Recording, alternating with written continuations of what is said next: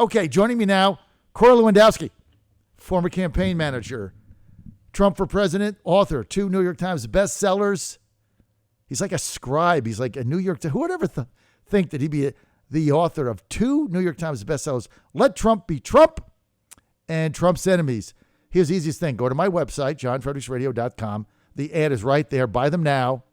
Buy them. If you email me, we will make sure that all your problems are fixed. You can buy it from Amazon or your favorite bookstore. Let Trump Be Trump and Trump's Enemies. And he's joining us now, Corey Lewandowski. Hey, Corey, great to have you.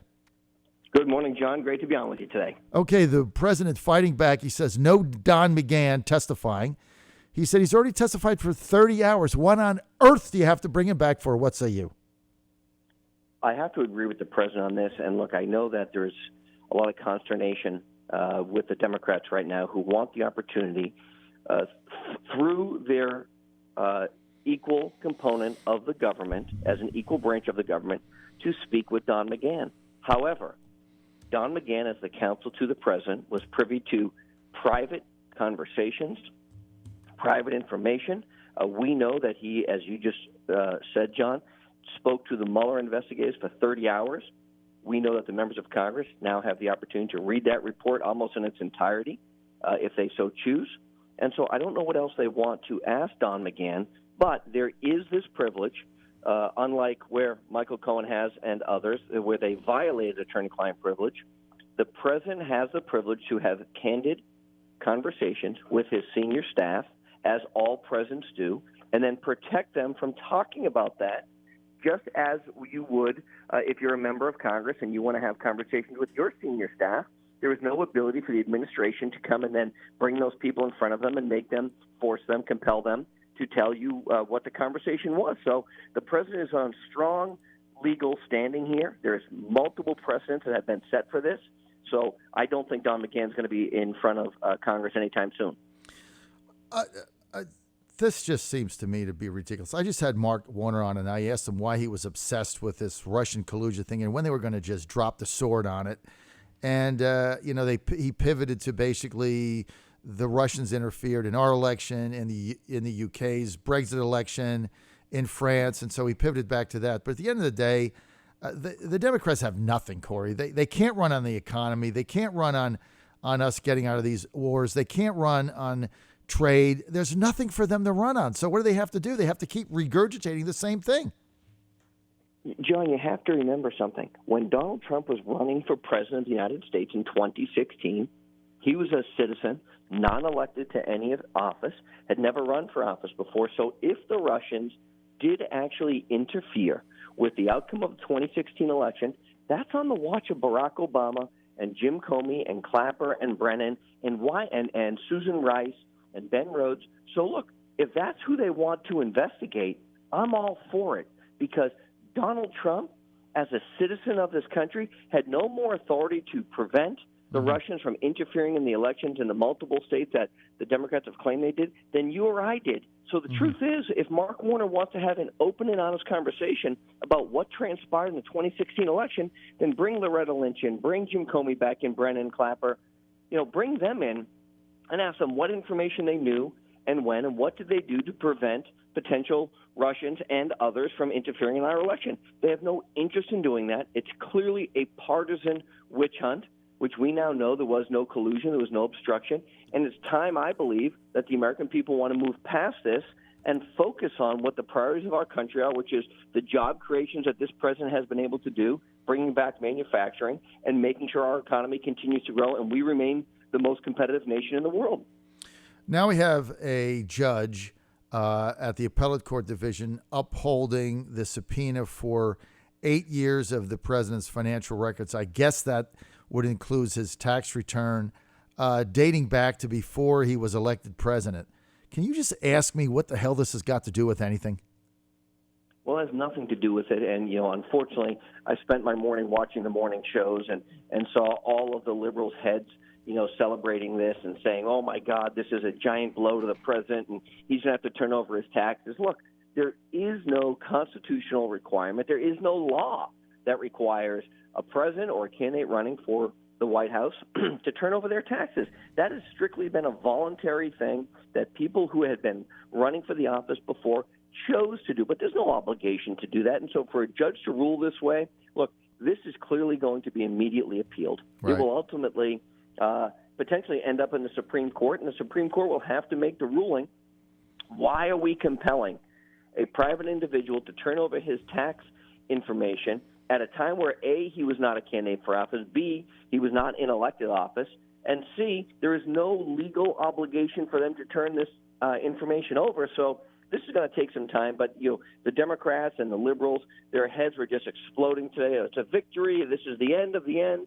And to use their term, John, the walls were closing in once again, right? Every time something happens, the walls are closing in because they cannot take it upon themselves to give this president the credit that he deserves for growing our economy, for putting people back to work, to fighting bad trade deals, to renegotiating the USMCA, to supporting our troops. They refuse to look at the good things, that as soon as there's a piece of bad information out there, they pounce on it, they harp on it, and they drill it into their viewership to make sure that they know that the president's in trouble once again. And look, I think it's very un-American.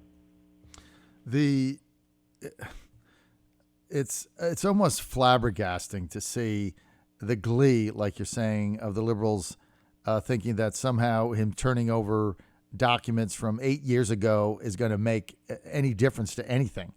I mean, the American people already elected this president without his tax returns. They don't care he ran a business.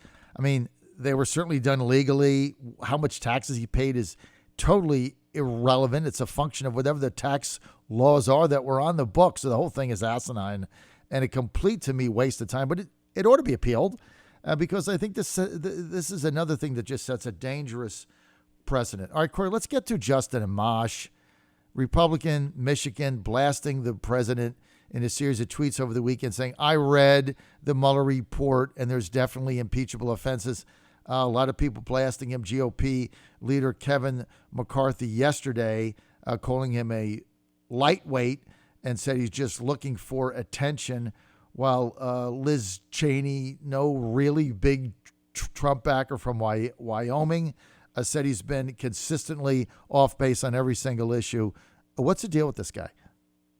John, here's what I think we should make sure transpires immediately, okay? For this quote-unquote Republican, he should have been given the notice that there will be no money from the National Republican Party coming to his campaign. There will be no resources going into his district. We will be actively supporting his opponent now. We've got a state representative, a Republican state representative, who is going to run against him in the primary. And if you saw Justin Amash yesterday as he walked through the Capitol, they asked him if he not only supported what he said about the president, but did he continue to agree with it, and what about his opponent? And he said, it's not a serious opponent. I represent my district. Look, as a self-described libertarian, which is really what Justin Amash has been his entire career in Congress, and to be fair, he did get one piece of legislation passed in 10 years. He renamed a post office, so he's been very effective as a congressman for that district, obviously. But that being said, libertarians believe, and I believe, and maybe I think the rest of the American people believe, the U.S. government should not be spying on Americans on domestic soil because it's a clear violation of the Fourth Amendment. So if Justin Amash was concerned about what transpired, he should have been concerned more about what the NSA, the DIA, the CIA, the FBI, and all those other three-letter agencies were potentially doing to American citizens, and he should have doubled his efforts to make sure that didn't transpire, and he should have gone and been much more aggressive when it came to investigating the investigators. But this is clearly a person who has a vendetta, who has decided that he wants to see the president impeached so he can make his own political headlines. We know unequivocally, and I hate to say it, Nancy Pelosi did an interview that I watched this morning on one of the networks, John, where she said, we are not bringing impeachment against this president because she is smart enough to know that not only are there no crimes, but he would never be they would never successfully achieve this goal, and it would only boost the president's standing amongst his supporters and independents to re-verify that this is a witch hunt. So Justin Amash is doing this for his own political gain, and I'm sure, I hope it will cost him his congressional seat. Well, he's got an opponent in the primary. The last time the president sent a tweet out for somebody in a primary. I think they went from down big to winning with like 70%, and he's been very successful at it, whether it be in against Mark Sanford in South Carolina, for Governor DeSantis in Florida, and others. So one tweet, and a governor of Georgia as well, one tweet, and that's it. So we'll see how that plays out, Corey. But I agree with you 100%. I think Justice Amass is a clown, and I never pay any attention to the guy. But, this is a way for him to get attention. He's a backbencher. He doesn't do anything, and so now he can get on the news, and that's really what this is about. The president last week laying out an immigration reform package. The cornerstone of that had to do with going to a merit-based immigration system that would end chain migration and the visa lottery system. And basically, you have to have a skill and be able to get a job in the U.S. and contribute to the betterment of society. Canada has it. Australia has it. I just had Mark Warner on, Senator Warner, ranking member, Intel. He's in favor of it. He said, look, our two neighbors have it. It's been very successful for them. Why not give it a try? I mean, when you have Mark Warner saying that, I think there's some hope, right? Well, there should be hope, but we know, John, that the Democrats don't actually want to fix this system. Look, we've got a system right now that 12% of the people who come to this country have a skill set or a specialty that this country needs. The rest, which I went to a public school, so I think that's 78% of the people who come here, do so based on blood, meaning they had a relative who's already in the country. It doesn't matter what their skill sets are, if they're going to be productive members. And what this administration is doing is saying, hey, let's flip this upside down. Just because you have a relative who lives in the country, which could be, your second cousin, sister's aunt's dog, right? You don't get the privilege of coming to this country. We're now going to put in place a system that we are looking at the criteria, and there's a point system. If you have a specific education tool that we need or education level that we need, that there are some points there. If you have a specific skill, for instance, you're an automobile worker from Mexico, and we're closing the Mexican auto plants because we're reproducing those in the United States, and you have that skill set already, you should be given priority or additional points to come in and use that skill set.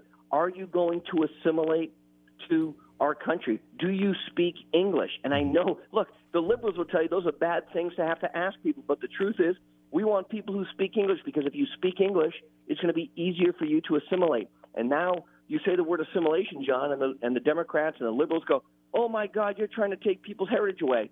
No. What you're trying to do is make sure that they can become productive members of society. And so this plan, I was briefed by the White House last Wednesday. I was there for about 4 hours getting a briefing. I spoke with the president at length last Wednesday on this topic. And it is the first time in almost 60 years we've seen a true chance to change the immigration system. But the Democrats have no interest in fixing a broken system. They have no interest in changing the way things work. And when you point to other industrialized countries like you just did, whether it's Canada, whether it's Australia, whether it's other places, and say it works there, they say, yeah, but we're not them. And the other very important component of this, John, is the president has not lowered the number of immigrants coming into the country. We take in about 1.1 million immigrants every year. We're just changing the criteria, and what we're going to do for the first time is put that criteria available online. Just like if you want to know what it takes to become a Canadian citizen, you can go on their website, you can look at it, you can see what the criteria is. We're finally going to modernize our immigration system. So if you're from Kenya or you're from Sudan or you're from Germany or from Poland, it doesn't matter. You can go on the website, you can see exactly what it is, you can apply, you still have to pass the test, but you also will now fully understand what the criteria is, and a blood relative does not qualify. When I say blood, it could be 4 generations removed. That relative is the way it works now. They're going to change that, and they're going to keep the nuclear family, which means husband, wife, children, all together. So when one comes in, they all come in. We're not separating families, but it's not going to be every extended cousin, sisters, brothers, friend who gets to come in also. Well, it's not the best plan, right? I mean, that's what you got to acknowledge that right up front. Everybody is not going to get everything. As you said, levels of legal immigration stay the same. I would have preferred more of an emphasis on an e-verify system. Make that put more money in that. But and I said this to Senator Warner, let's not let the perfect be the enemy of the really, really good. This is a good plan, and I think we can go forward with it and go from there. And it addresses 90% of everything I think we need. So hopefully when we get a Republican Congress back in 2020 and we get Trump reelected in 2020, hopefully we're going to have an opportunity to get that passed. All right, I've got just a couple more minutes. I want to get to these political action committees that are popping up that the Trump campaign has blasted. For instance, they describe the Corey Stewart, I can't even say this with a straight face, I'm sorry. Hang in there, Corey Lewandowski. They describe the Corey Stewart super PAC, which is called Keeping America Great, as unconscionable and a complete scam on getting people's money. What is the deal with these things? Well, John, look, the truth is outside groups raising money have, proliferated after the Supreme Court ruling of Citizens United. And I can assure you, and I'm not trying to be pejorative in any one group, but from the Heritage Foundation, which is a conservative group, to the Brookings Institute, which is a liberal group, they all use Trump's name, likeness, picture to go to their donors and tell them that they're either advancing the president's agenda or trying to destroy the president's agenda. And because that's how direct mail, by and large, works. And that's really where most of this comes in. They prey on individuals who maybe aren't as sophisticated as it goes to giving financial contributions. They go back to traditionally older people who actually read their mail, and have disposable income. And so, what we've seen is many, not only political action committees, but outside groups out raising money to pretend that they're part of the team when they're really not. And so the campaign understood this, and they want to notify everybody. But the truth is, there are a lot of good groups out there, John, whether it's the National Rifle Association that's doing great work and helping advance the Second Amendment, and I believe supporting the president's agenda, to groups that in Virginia. As an example, Ken Cuccinelli has a group where he goes out and raises money to help candidates run for the U.S. Senate. There are a number of groups out there that have gone out and raised large sums of money to help Neil Gorsuch. When you look at the Federalist Society, I am certain that they have gone out and raised money to help when it came to Neil Gorsuch and Justice Kavanaugh, to get them through their confirmation hearings as Supreme Court justices, because that's what they focus on. So this happens all the time. I think it's much more prolific now, and the reason it's much more prolific now is because Donald Trump has such a massive following that the people who support him are so visceral in their support that they want to give to every organization that proclaims to be helping him. Some are not legitimate organizations. Some are just scams. We've seen this really for the last 15 years now, since Citizens United's famous court case. But that being said, people have to be smart. They have to pay attention. Just like anything else, they have to read the mail, and they have to do their homework and decide which groups they should give money to. The first group that you give money to, in my opinion, if you care about Donald Trump, is the Trump-Pence Reelection Committee. That's where the money goes directly. And then you can, work with our group as a shameless plug, the Great America Committee, which is the Vice President's hard money PAC that's directly tied to the Vice President of the United States. That's our group. We raise money. We give it to candidates. You've got the Trump Victory Committee, which is administered and tied to the Republican National Committee. And so when you have things like that, I would recommend to people, read the mail, go online, find out what you're doing.